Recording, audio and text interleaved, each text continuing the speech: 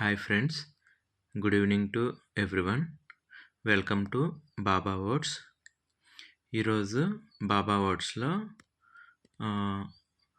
నానా నానా గురించి తెలుసుకుందాము.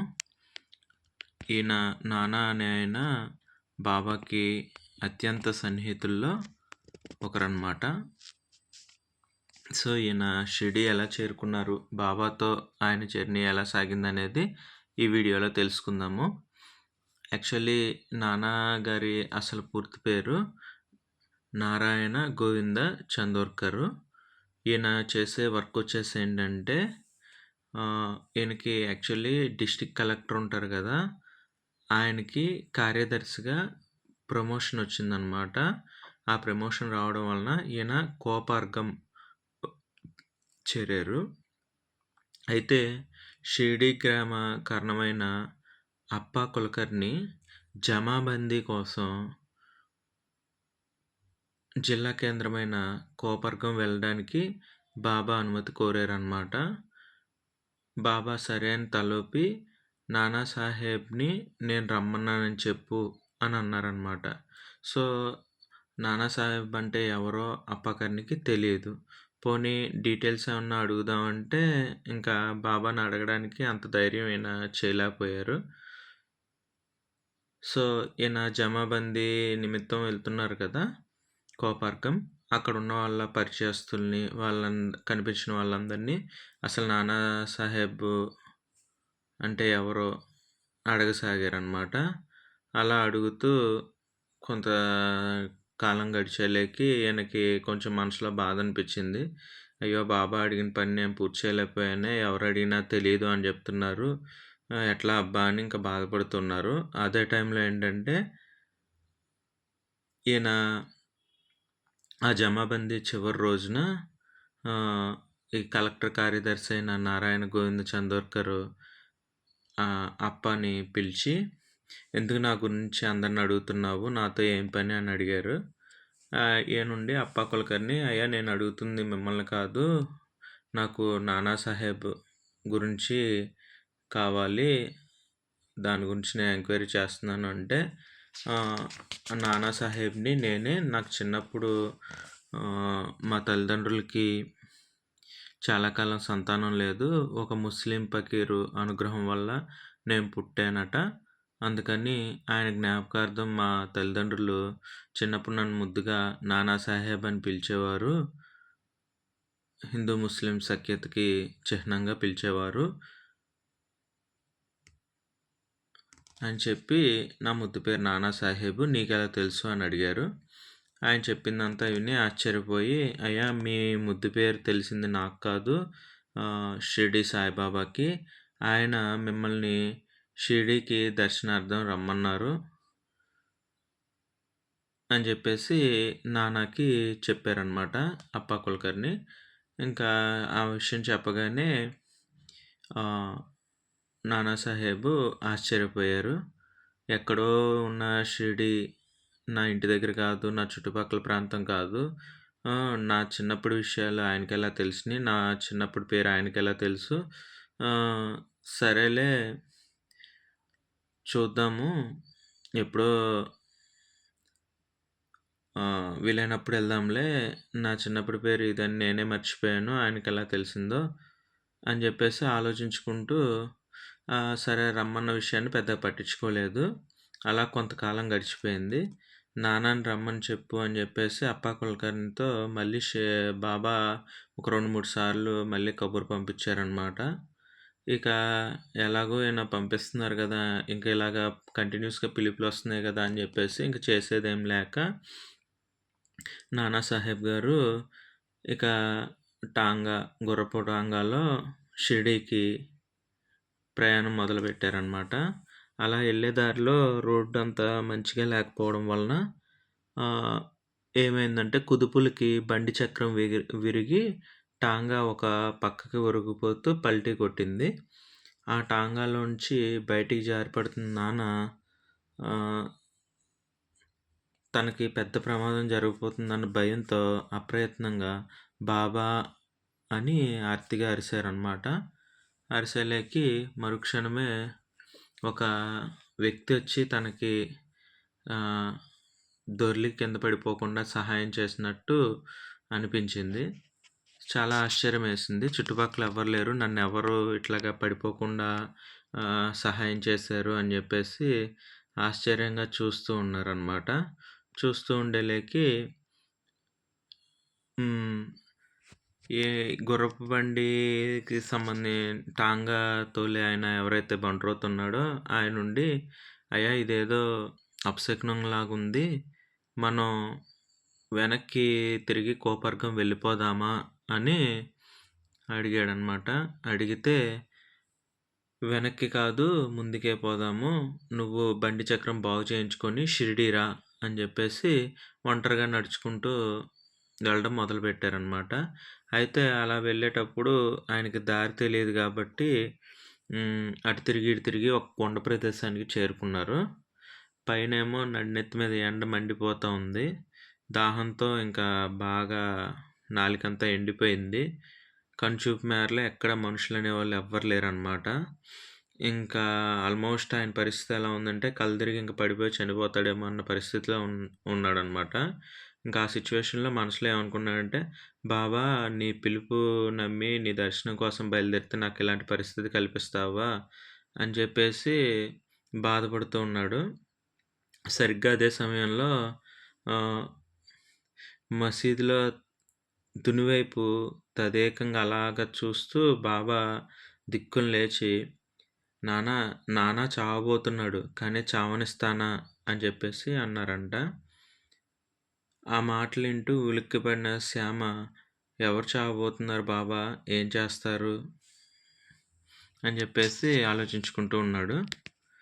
అక్కడ మైకం కమ్ముకొచ్చిన నాన్నకి అయ్యా అని చెప్పేసి ఒక పిలుపు వినపడిందనమాట. నాన్న బలవంతంగా ఇంకా కళ్ళు తెరిచి ఎవరబ్బా పిలిచిందని చెప్పేసి చూస్తే అక్కడ ఒక కోయవాడు కనిపిస్తాడనమాట. అయితే ఆశ్చర్యపోయి అసలిప్పుడు దాకా ఇక్కడ ఎవ్వరు లేరు కదా! సడెన్‌గా ఈ కోయవాడు ఎక్కడి నుండి ప్రత్యక్షమయ్యాడని చెప్పి చూస్తూ ఉంటాడు నానాసాహెబు. అయ్యా! ఆ బండ కింద నీటి ఊటుంది. దాహం తీర్చుకోండి. షిరిడీ షిరిడీ వెళ్ళే దారి ఈ ఎడమ వైపు వెళ్ళండి. ఇదిగో ఇటు ఎడమ వైపు వెళ్ళండి అని చెప్పేసి నాన్నతో చెప్తారనమాట. చెప్తే నాన్న గబగబా ఎళ్లి బండరాయి తీస్తే చల్లని నీటి దారి కనిపించిద్ది. ఆ నీళ్ళతో మొహం కడుక్కొని, దాహం తీర్చుకొని, ఇంక అమ్మేస్తే బతికాంరా బాబు అనుకోని ఇంక వెనక్కి తిరిగి చూసేలేకి కోయి దొర ఎక్కడ కనిపించడు. సరేలే ఇంక ఇది దైవలీల, బాబా లీలలే అని చెప్పేసి అనుకోని బాబా నామస్మరణ చేసుకుంటూ షిరిడీకి బయలుదేరి మసీదు మెట్లెక్కి బాబాని దర్శించుకుంటాడనమాట. ఎప్పుడైతే ఆయన షిరిడీలో ప్రవేశిస్తాడో అప్పుడు బాబా, "రా నాన్న రా, మనది జన్మజన్మల సంబంధం. నువ్వు ఎక్కడున్నా, ఎలాంటి ప్రమాదంలో ఉన్నా నిన్ను కాపాడుకుంటా. అది నా ధర్మం" అని చెప్పేసి బాబా అంటారనమాట. "మనిద్దరిది జన్మజన్మల బంధము. నువ్వు ఎక్కడున్నా, ఎలాంటి ప్రమాదంలో ఉన్నా నేను నిన్ను కాపాడుకుంటా. అది నా ధర్మం" అని చెప్పేసి బాబా చెప్తారనమాట. ఆ మాటలు విన్న శ్యామ, "ఇందాక నువ్వు అన్నావు కదా! నాన్న చావనున్నాడు, చావనిస్తానా అని. ఆ నాన్న వీరేనా?" అని చెప్పేసి ఇంకా అడుగుతాడు.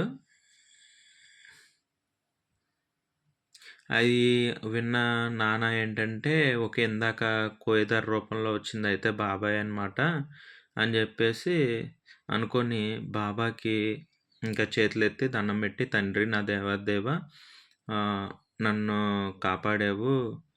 చాలా థ్యాంక్స్" అని చెప్పేసి, "నిరంతరం నీ సేవ చేసుకునే భాగ్యాన్ని నాకు అనుగ్రహించు" అని చెప్పేసి అన్నారనమాట. ఎందుకంటే ఆల్మోస్ట్ ఇంకా ఆయన సిట్యుయేషన్‌లో ఇంకా దాహంతో కళ్ళు తిరిగి పడిపోయి చనిపోతాననుకున్నారనమాట. ఆ క్షణంలో ఆయనకి సహాయం అందేలేకి ఇంకా ఆయనకి ఫుల్ రియలైజేషన్ వచ్చేసింది. బాబా మీద బాగా నమ్మకం వచ్చేసిందనమాట. ఇంకా బాబా ఉండి ఒక నవ్వు నవ్వి, "సబ్కా మాలిక్ ఏక్ హే, అల్లా మాలిక్ హే" అని చెప్పేసి అన్నారనమాట. ఎప్పుడు బాబా అనే మాటే కదా! ఆ మాట అన్నారు. ఎప్పుడైతే ఈ బాబా మీద పూర్తిగా నమ్మకం వచ్చిందో నాన్నకి, ఇంకా తరచుగా అప్పుడప్పుడు షిరిడీ వస్తూ పోతూ వచ్చినప్పుడల్లా అక్కడ ఒక 2 రోజులు గడిపి వెళ్తూ ఉండేవాడు. అలాగే అలాగే ఏం చేసేవారంటే షిరిడీ వచ్చినప్పుడు నాన్న ఆ మసీదులో బాబా సమక్షంలో కూర్చొని భగవద్గీతలోని శ్లోకాలు చదువుకుంటూ ఉండేవాడనమాట. సంస్కృతం, పురాణ గ్రంథం పరిజ్ఞానం గల నాన్నకి ఏంటంటే తన పరిజ్ఞానం ముందు బాబాతో సహా అక్కడ ఉన్నోళ్ళందరూ దిగదుడిపేనన్న గర్వం, అహంకారం ఏర్పడింది. అప్పుడు బా శ్యామతో ఏదో విషయం మాట్లాడుతూ బాబా నాన్న వైపు చూసి, "ఏంటి నాన్న గొనుక్కుంటున్నావు?" అని చెప్పేసి అడిగారు. అడిగితే బాబా ఉండి, "నేనేం గొనుక్కోవట్లేదు బాబా." నాన్న ఉండి, "బాబా నేనేం గొనుక్కోవడం లేదు. సంస్కృత శ్లోకాలు అల్లివేసుకుంటున్నాను" అని కొంచెం గర్వంగా చెప్తాడనమాట. ఆహా! ఆ శ్లోకం పైకి చదివి అర్థం చెప్పి జ్ఞానబోధ చెయ్యి అని అన్నారనమాట. అంటే అప్పుడు నాన్న ఉండి శ్లోకాన్ని చదువుతాడు. తద్విద్ధి ప్రణిపాతేన పరిప్రశ్నేన సేవయా ఉపదేక్ష్యంతి తే జ్ఞానం జ్ఞానిన తత్వదర్శినః అని చెప్తాడు. అయితే ఈ శ్లోకానికి అర్థమేంటో అని చెప్పేసి అది కూడా చెప్తాడనమాట. గురువుకి సాష్టాంగ నమస్కారం చేసి, సేవ చేసి ప్రశ్నిస్తే తత్వజ్ఞానులైన వారు జ్ఞానాన్ని ఉపదేశిస్తారు అని చెప్పేసి అర్థం చెప్తాడనమాట. అప్పుడు బాబా ఉండి, "నాన్న ప్రణిపాతేనా అంటే సాష్టాంగ నమస్కారమేనా? ఇంకో అర్థం ఏదైనా ఉందా?" అని అడుగుతారు. ప్రణిపాతం అంటే సాష్టాంగ నమస్కారం. ఇంకో అర్థం నాకు తెలీదు అని చెప్పేసి నాన్న చెప్తాడనమాట. సరే ప్రశ్న అంటే ప్రశ్నించడం అయినప్పుడు పరిప్రశ్న అనే పదం ఎందుకు వాడారు అని చెప్పేసి అడుగుతారు బాబా. నాన్న ఉండి, "ఏమో నాకు తెలీదు" అని చెప్పేసి చెప్తాడు. బాబా నవ్వి, "మరి సేవ అంటే ఏంటి?" అని అడుగుతాడు. నాన్న ఒక క్షణం ఆలోచించి, "సేవ అంటే రోజు మీకు మేము చేస్తుంటామే అదే" అని అంటాడనమాట. ఆహా! మరి ఉపదేక్ష్యందితే జ్ఞానం అన్న పదంలో జ్ఞానం అనే పదాన్ని కాక వేరొక పదాన్ని ఉపయోగించగలవా అని అడిగారు బాబా. అజ్ఞానం జవాబిచ్చాడు నాన్న. బాబా అతడి వైపు సూటిగా చూస్తూ, "జ్ఞానం అనే పదం బదులు అజ్ఞానం అనే పదం ఉపయోగించి అర్థం వివరించగలవా అని అడుగుతారనమాట. నాన్న తల అడ్డంగా ఊపుతూ, "అర్థం చెప్పలేను" అని అన్నాడు.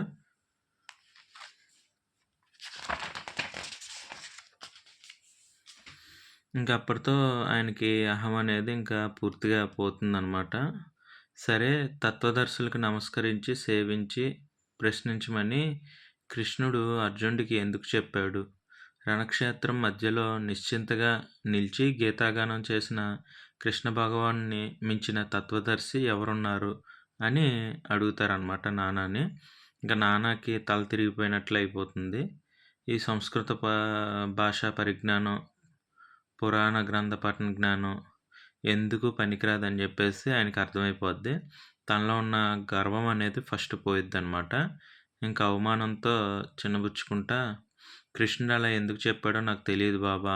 ఆ శ్లోకానికి సరైన అర్థం మీరే చెప్పండి" అని చెప్పేసి బాబాని ప్రార్థిస్తాడనమాట. అప్పుడు బాబా చెప్తారు, "తత్వవేత్తలైన జ్ఞానులకు సర్వస్య శరణాగతి చేయడమే ప్రణిపాతము అంటే. దుర్బుద్ధితోనో గురువు సమర్థతను పరీక్షించడానికో కాక విషయ జ్ఞానం పొందాలన్న ఆసక్తితో ప్రశ్నించడమే పరిప్రశ్న. ఇక సేవ అంటే తన శరీరం తనది కాదని, అది తన గురుదేవుని కోసమేనన్న భక్తిభావంతో చేసేదే సేవ. నాన్న నిజమైన శిష్యుడు తనకి జ్ఞానబోధ చేసే గురువులో శ్రీకృష్ణుని చూడగలగాలి. అది సేవ అంటే. అదే ఈ శ్లోకానికి సరైన అర్థం" అని చెప్పేసి చెప్తారనమాట. అంటే మన గురువుగారిలో మనం శ్రీకృష్ణుని గనక చూడగలిగితే